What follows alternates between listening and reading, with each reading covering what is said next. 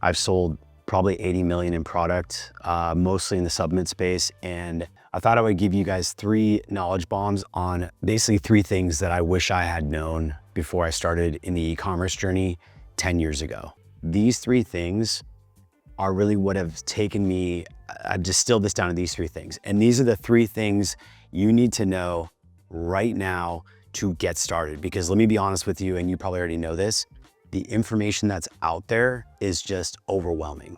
It is overwhelming. You do not need most of the information that you're being given, because really the only information you need is what you need to take that next step. There's really only a few things you need to do right now if you're in e-commerce, if you're not having success, and you're not at a place where you maybe have established a 7-8 figure brand that you probably need to be doing. And that's these 3 things we're gonna jump into. So here we go. Let's start with number 1 and let's get into it. All right, so the number 1 thing I wish I had known before I got into e-commerce 10 years ago was the idea around creating an offer. And as funny as it sounds, the irony of this is really you need an offer for any successful business. So that is the first thing you have to figure out is what is your offer? What is your product? What is the problem solution you're solving in a marketplace where ideally you have a deep, strong pain for customers and you have customers with money that you can easily reach in a area. So that's a kind of a word and a lot to say off the tongue, but the idea is you want a strong offer that is a product, service, solution that is something with pain around it that can motivate and reach motivated customers to try and buy. A couple things to think about when you're creating your offer. Think about the problem and solution, and think about something maybe that you're passionate about that you have experience with. If you have something that you're passionate about, that you have experience with, it could be really helpful, and it could be something that could be really powerful. If you really feel stuck in this category, I recommend going to Reddit and looking at the threads around Make Me This. There's people that will post stuff there. You can also go to ChatGPT or perplexity.ai and you can just ask it, hey, I'm an e-com entrepreneur and I'm looking for growing sectors. I'm looking for markets where maybe this is my personal background, this is who I am, this is what I'm passionate about, and I wanna make a product and I want to be able to sell it through e-com. What are some good ideas for me to do product concepts? Now, here's some fundamental rules around this first core rule. The product needs to be drastically unique. You don't need to be unique in your marketing or your Shopify store or the sort of framework you follow for how you set things up to sell the product, but you've got to be unique in the problem solution that you're selling. So for example, if you're just making the next tanning drop, if it's the same product that's already out there and it's been out there for many years and people are buying this product on another brand and you don't offer something drastically unique or different in your formula, and you can't really speak to that new mechanism or concept, there's not enough of a reason for consumers to buy. They need to be educated or aware of why their current product is bad for them or is significantly inferior and not as good as your product, or it's just not gonna sell. You're gonna find this. I personally am experiencing this exact pain point right now. I'm trying to formulate a cosmetic product in the tanning sector, and because I thought branding it, marketing it as an organic product, it would sell well, it's completely blown up in my face. I've probably spent 3 months on this concept, 2 months, month and a half, testing and formulating and sort of like working on this product, and it's not selling. So you need to have something unique, and I need to go back to the drawing board with my research and with potentially the labs that are gonna make the product and think about something unique. My first couple of offers were very unique, meaning like no one had made these products before, and one hit really hard and has been doing really, really well, 7-figure SKU now.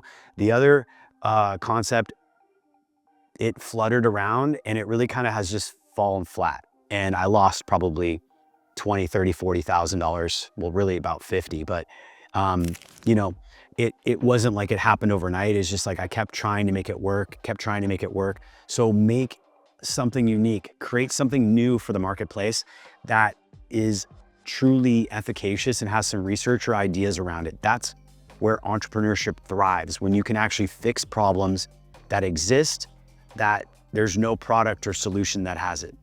The other thing you can do is you can go to Amazon and you can search for products in your category or similar maybe to the concept you're looking at, but think about the reviews. We call this review mining in e-commerce. Go and look at products in the sector that you're interested in. So if it's weight loss, I mean, that's a dangerous category. So not maybe the best example, but say you go into Amazon and you type in protein powders. Let's just pick pre-workout, right? There's a million pre-workouts. You go to pre-workouts, you're like, I want to make a pre-workout. I wouldn't recommend that because it's a very competitive market. And unless you have some absolutely unique formulation and you're really going to make something completely new for customers that has a unique benefit that they're missing, there's so many pre-workouts out there, and brands like Gorilla Mind just own that sector and have massive brand presence. You're just going to get crushed. You're not going to be able to gather customers. But go into the market sector and review mine. Look at Amazon and look at the reviews that are 2-star, 3-star, 1-star, and see what the products that are already catering to customers are lacking. What are they missing? What are customers commonly saying? We saw this in one of our products, like when we formulated our liver gummy, no one made a gummy for liver capsules. No one still makes a gummy except for us. So we're the first to market. And let me tell you, it's hard to make a liver gummy. It took us a lot of R&D. It took me 2 flights to Utah from Texas and flying my formulator and giving up multiple weeks to kind of go and figure this out. And a unique waiting ingredient that took many, many weeks to get from Spain, ironically.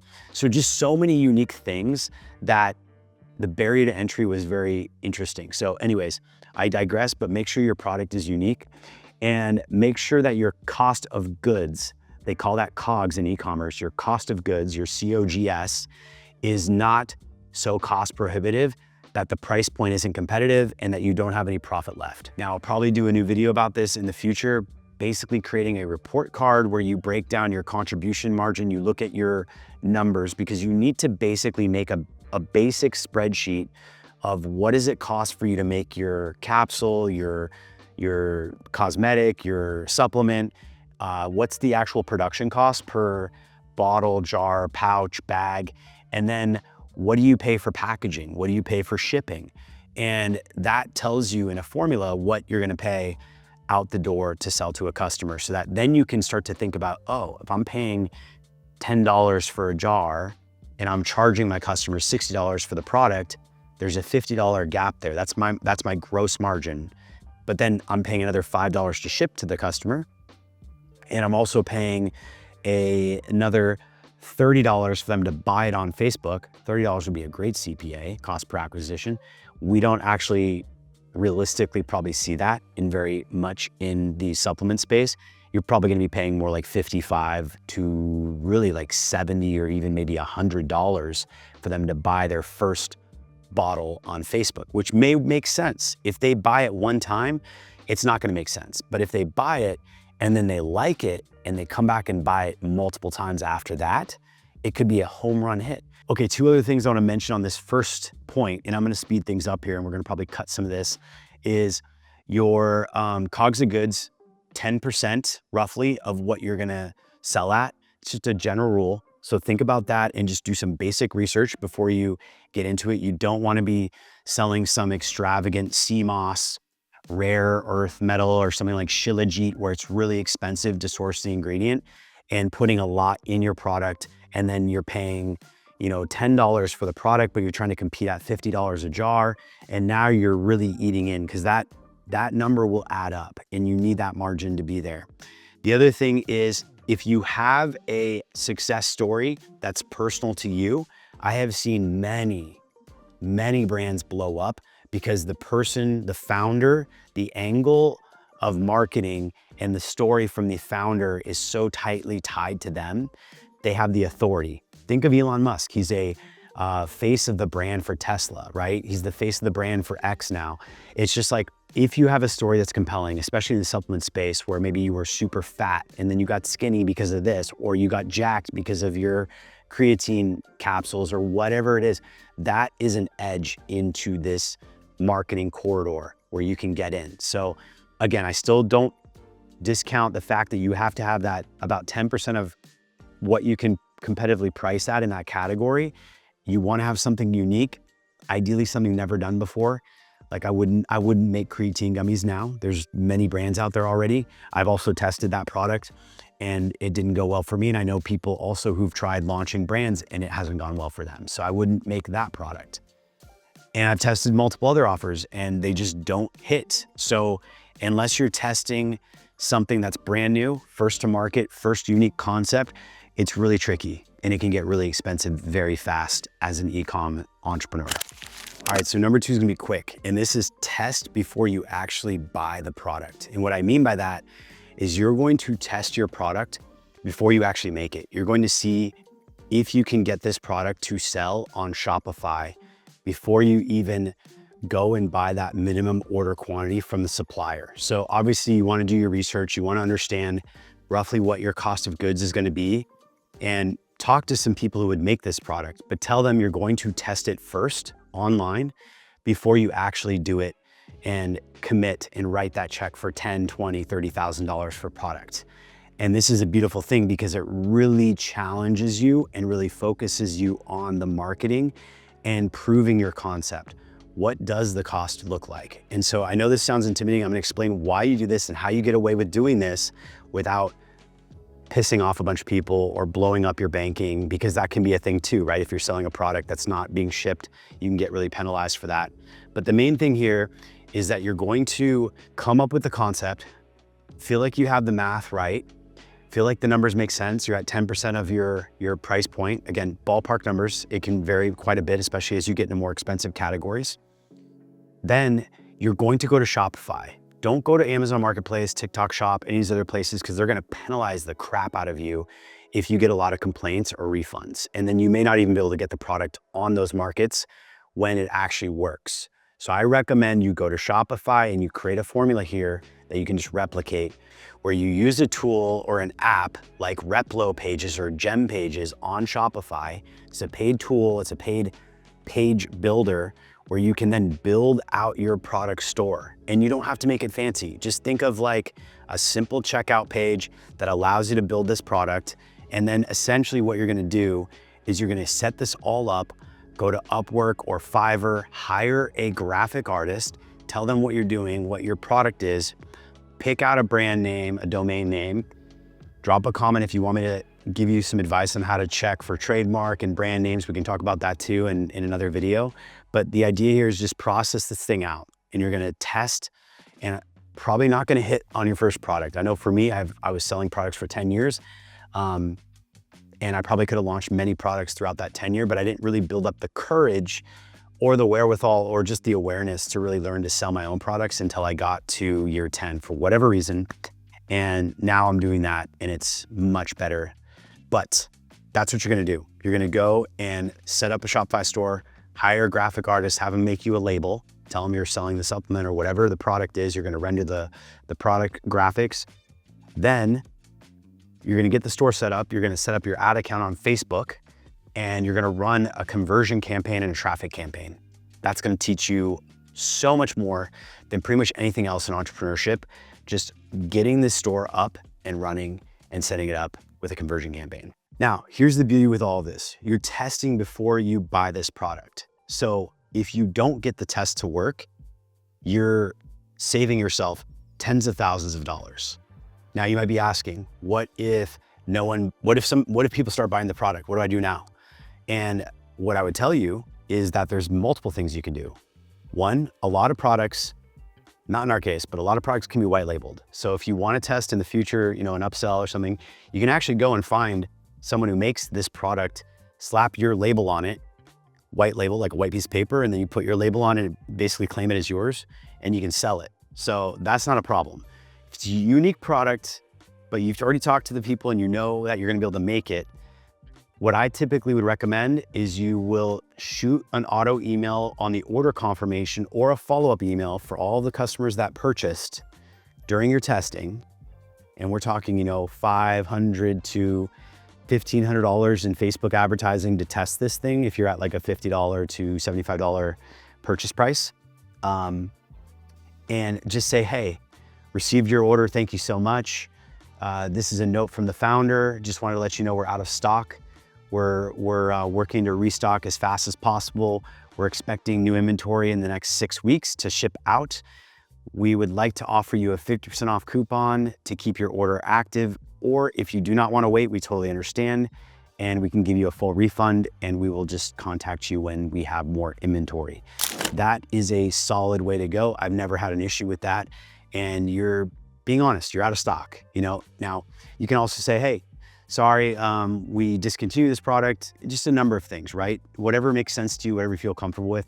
The point is, you let the customer know, you contact them within 24 hours, and you give them the heads up, and you offer them a lot. I would say 90% of people take the discounted deal and wait 6 to 8 weeks, if you can do that. So that's something to think about. If it's gonna be more like 12 weeks, we're talking 3 months, that's a lot. That's a big ask for a lot of people. So anyways, step 2, you're gonna test before you buy the product.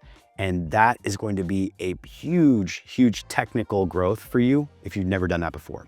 You're gonna have to learn how to do Facebook ads. You're gonna have to learn how to do Shopify, set up the pixel, conversion campaigns, create content like that actually converts, scripted content. And we could talk about that too. So drop a comment where you think in this chain you feel the most need for guidance, and I will personally watch all the comments and learn more. All right, here's the last tip, and it's a huge one. And I wanna really emphasize this because so many people do not do this. Pretty much everybody does this. The number one thing that will probably determine your success in this endeavor is not copying people's offers. By that, what I mean is find a unique offer, and that is your gold. That is your barrier for your competition. The harder it is to make your product, the more unique, the more challenging. Now, sometimes it's just too hard to make and it doesn't make sense. But most of the time, I find that people making the next creatine gummy or the next tanning serum or the next pre-workout, there's no barrier to entry. The products are not unique. They don't really offer anything new for the customers and the prospects, and they're not compelling. And so your cost to get someone to buy that product, to actually get excited about trying something completely new, is just gone. And what we find is like, yeah, we can make really good ads, but if the offer isn't unique, we'll get people clicking. We can beat our competition because I'm so good at Facebook and meta advertising. Like that, I'm a gangster when it comes to that. But when it comes to getting people to buy the product, if it's not unique, that's your offer. And that's really what people come to. Like a Tesla will sell, right? Not because their ads are amazing, just because the product and the offer is unique and high value. iPhones will sell because Apple makes a unique high value product.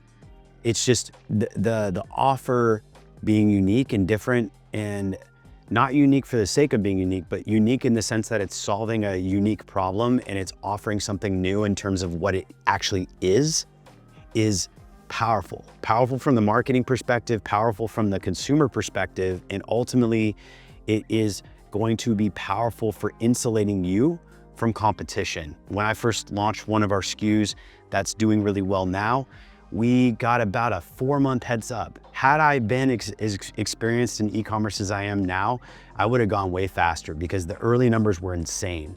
And we would probably be doing about double the revenue at this point. But you don't know what you don't know, and you're learning as you go. So I get that.